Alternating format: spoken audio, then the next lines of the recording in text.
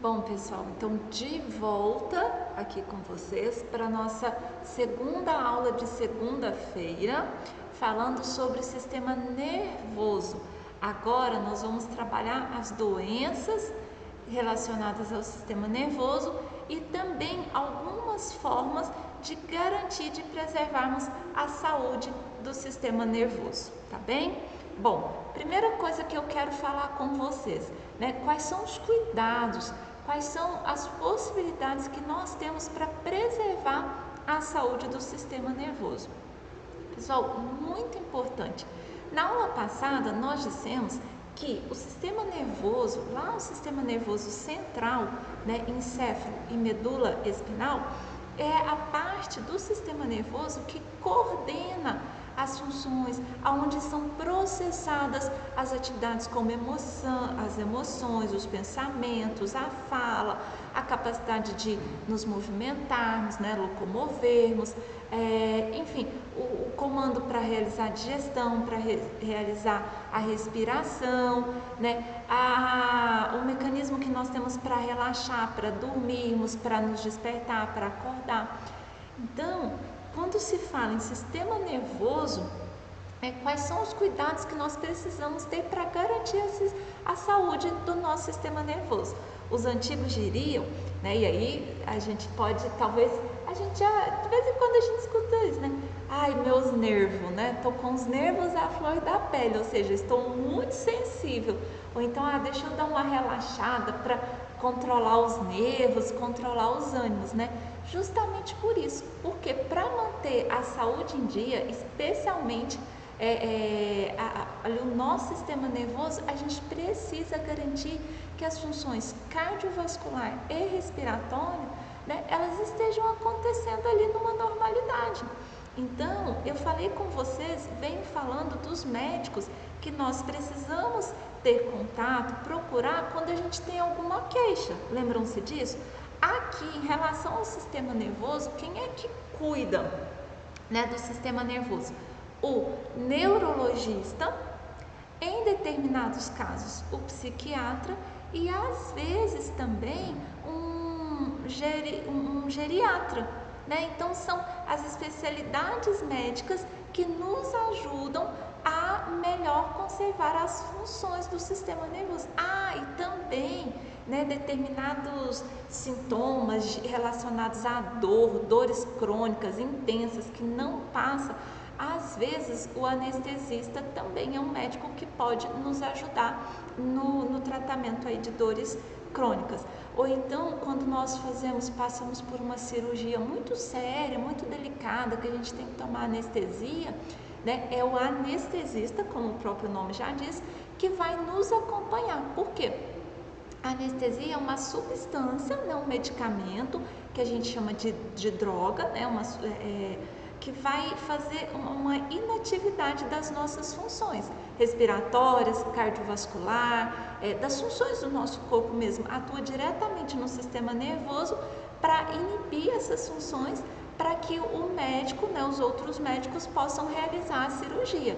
Por exemplo, a correção de algum problema de algum osso, quando vai operar, se a gente teve uma fratura, se é alguma cirurgia ali no sistema digestório, para controlar. Quando a gente precisa, por alguma circunstância, os médicos, a equipe médica decidem que nós precisamos, que o paciente precisa estar num quadro de coma induzido, Então, são esses médicos, essas especialidades que vão controlar aí essas funções, tá bom?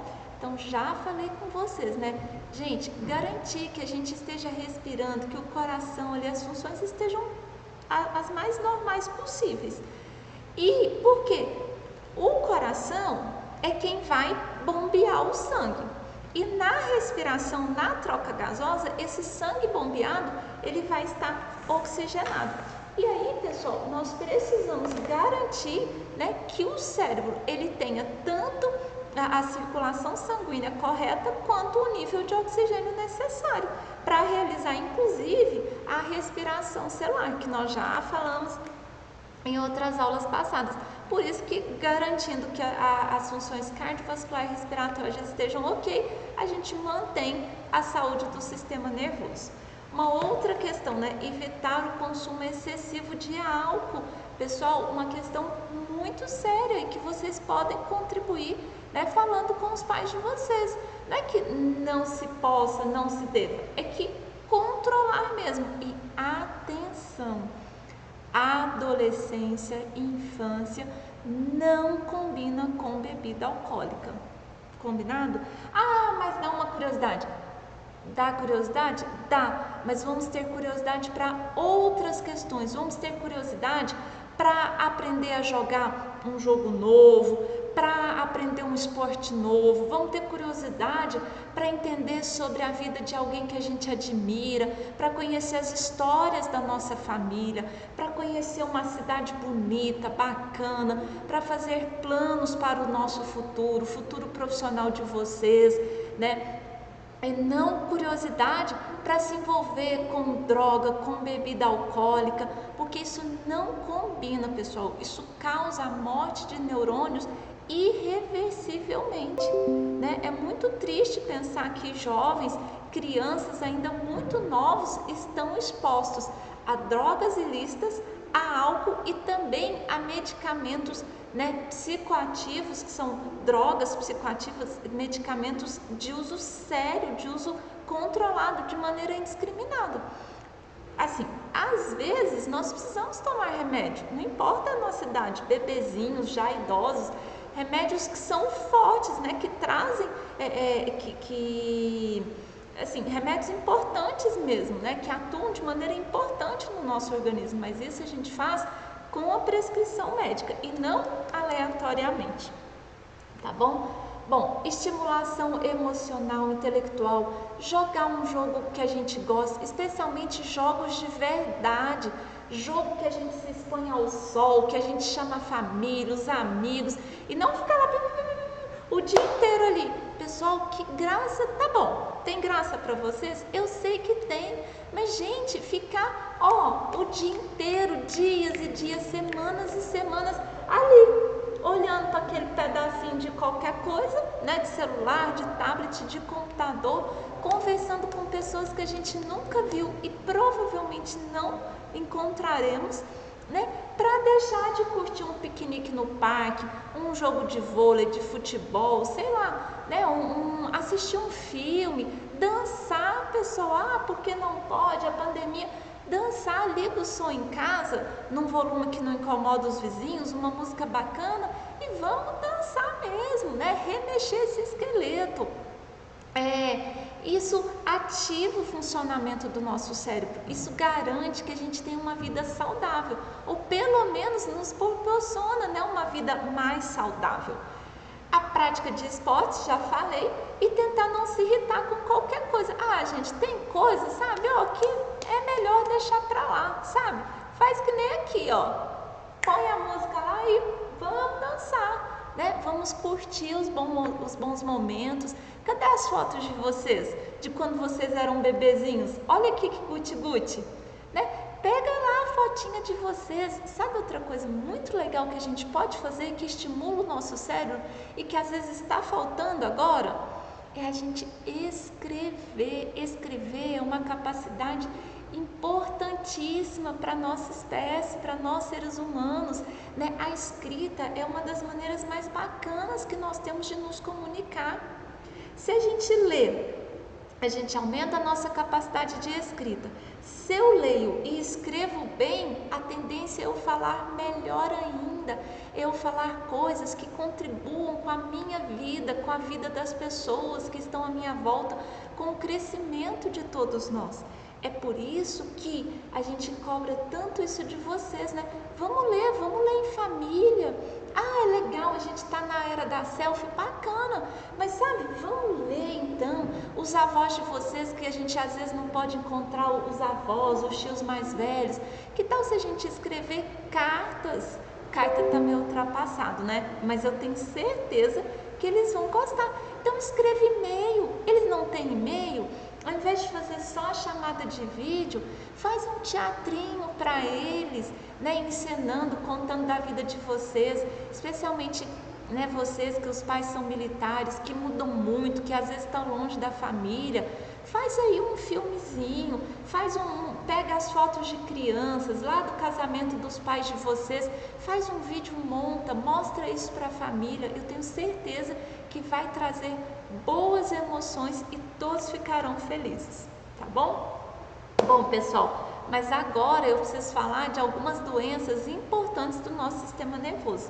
Então, a gente já falou de AVC, lembram-se disso? Causado principalmente por pressão alta, quando ela não está regular, quando não se consegue manter ali estabilizado, controlar a pressão alta, né? Causa o AVC. Falei isso com vocês, que pode ser hemorrágico, lembram-se disso? Lá no sistema circulatório, né? Enfim, então é um distúrbio grave do sistema nervoso, o AVC, que pode ser causado pela obstrução da artéria e, consequentemente, vai faltar irrigação, né, de sanguínea numa determinada região do cérebro. E aí, por uma ruptura, o vaso rompe ali, a artéria causa o derramamento de sangue. Os neurônios nutridos e oxigenados por essa artéria atingida, eles podem morrer. E aí, trazendo uma consequência, uma lesão neurológica muito importante e às vezes irreversível. Está muito associado, né, a pessoa já de uma maior idade, com um pouco mais de idade, mas também não é exclusivo, né? Pessoas às vezes não idosas ainda podem apresentar o AVC. Né? É importante dizer que está associado a alta taxa de colesterol no sangue, obesidade, diabetes, que não consegue ser controlado, e também a pílulas anticoncepcionais e ao tabagismo. É por isso, gente, que medicamento é medicamento. Ah, mas é um anticoncepcional aqui, uma pílula não faz mal para ninguém, né? A gente vai ter oportunidade de falar melhor sobre esse medicamento quando a gente for falar do sistema reprodutório, mas é importante que a gente tenha isso em mente. Medicamento não é inofensivo.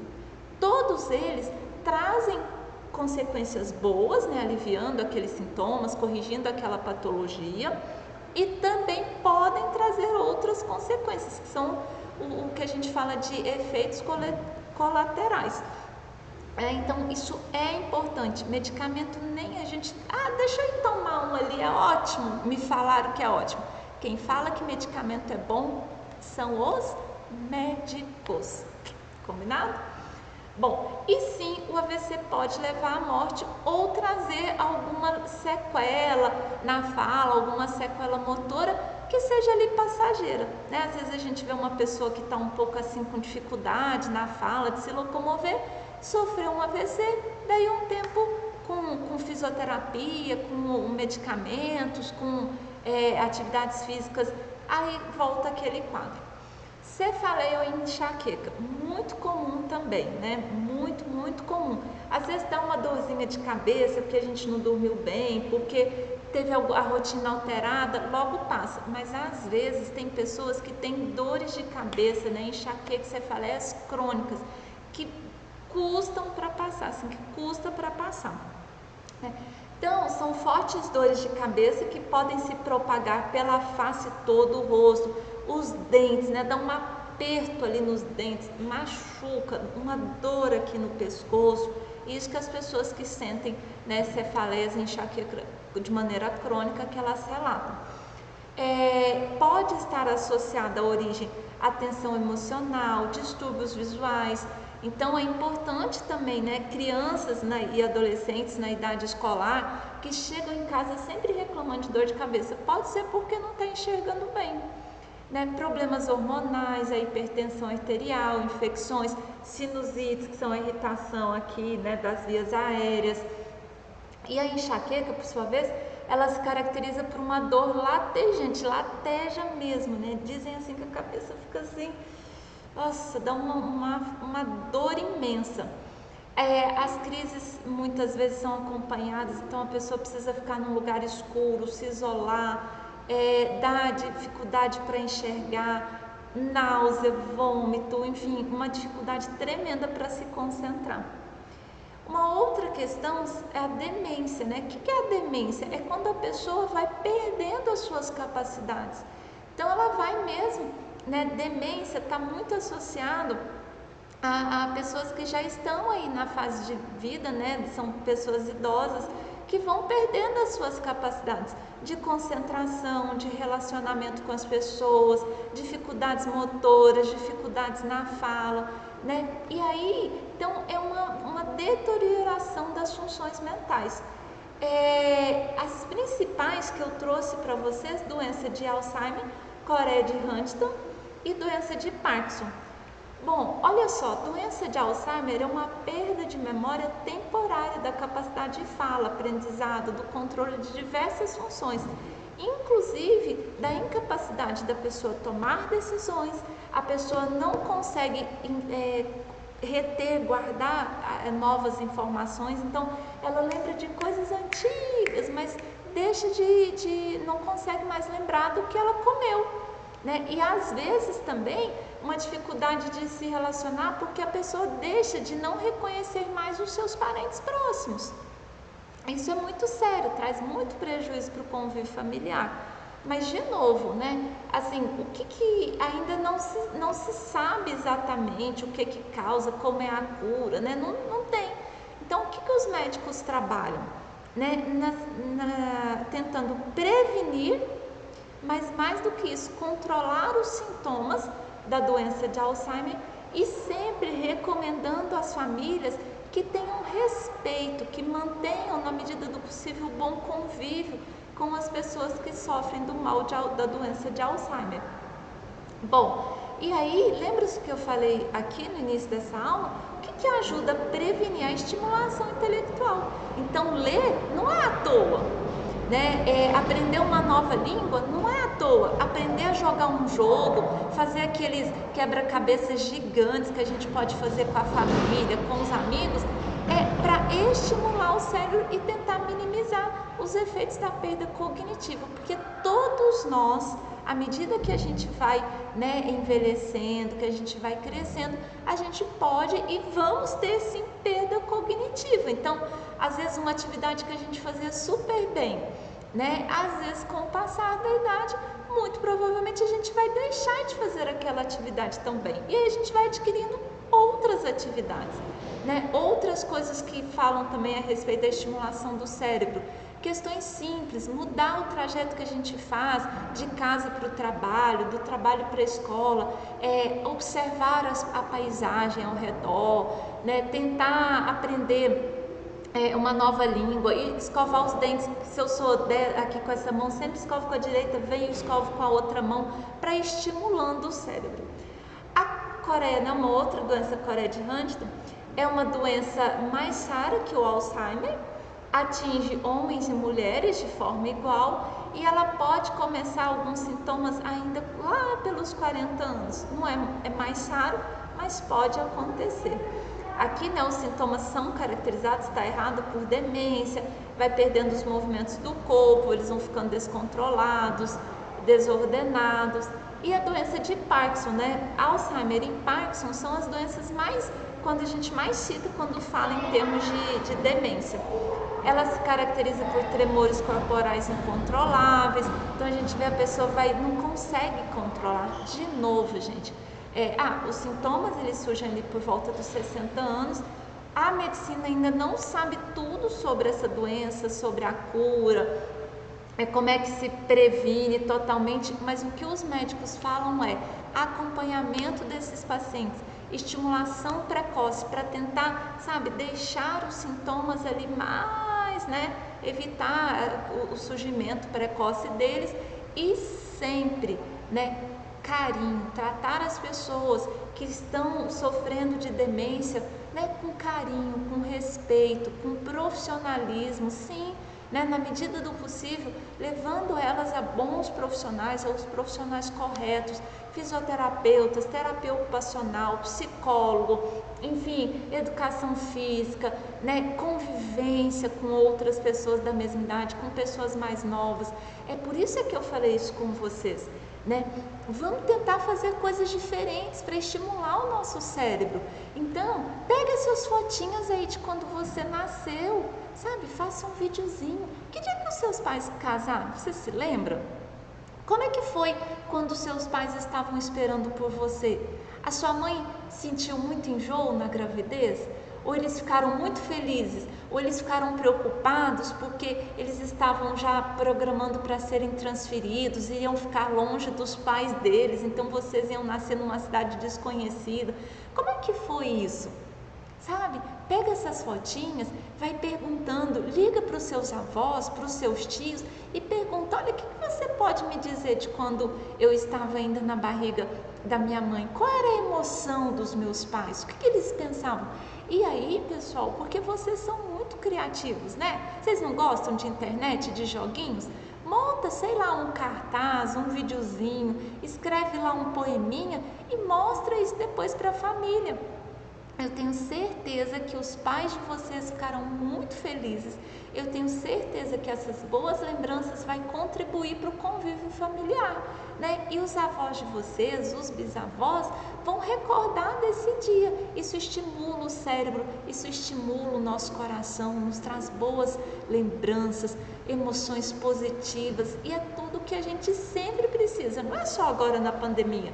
Na pandemia talvez um pouco mais, porque a gente está mais distante, né, uns dos outros, porque a gente fica aí um pouquinho mais ansioso, não sabe que dia que isso passa. Então vamos aí para a gente, sabe, fazer com que o nosso cérebro funcione bem, com que as nossas emoções estejam em equilíbrio. Bom, e aí também eu quero falar com vocês das doenças infecciosas do sistema nervoso. Então a última doença que nós vamos falar aqui dessa aula. Bom, a gente já escutou meningite, aqui também está sobrando uma letrinha, que podem ser virais ou bacterianas, e aí existem vacinas para combater a meningite, né? O que é? É uma infecção da meninge, que é aquela membrana que protege o encéfalo, né? Que protege ali o sistema nervoso central. Tá bom? Uma outra doença também é a malária cerebral, que é causada por um protozoário, que vai infectar ali, uma infecção cerebral, ou uma cisticercose cerebral. Lá no 7º ano a gente vai trabalhar um pouquinho mais sobre isso, né? Bom, então o que fica aqui para a nossa aula de doenças relacionadas ao sistema nervoso? A questão é prevenção, né? E o tratamento correto que o médico nos indicar, tá bom, pessoal? Bom, eu espero que vocês tenham gostado da aula de hoje. Essa semana a gente ainda vai ter correção dos exercícios do capítulo 8 do sistema nervoso. Vamos falar um pouco, né, de drogas que são ilícitas, que trazem prejuízos para o nosso sistema nervoso. E é isso, pessoal. Uma boa aula para vocês, boa semana para todos nós. Fiquem com Deus e não guardem a dúvida com vocês. Mostrem aqui no chat, no fórum, no chat, quando as aulas estão acontecendo. Tragam para a sala de aula, tá bom? Tchau, tchau, pessoal. Até a próxima.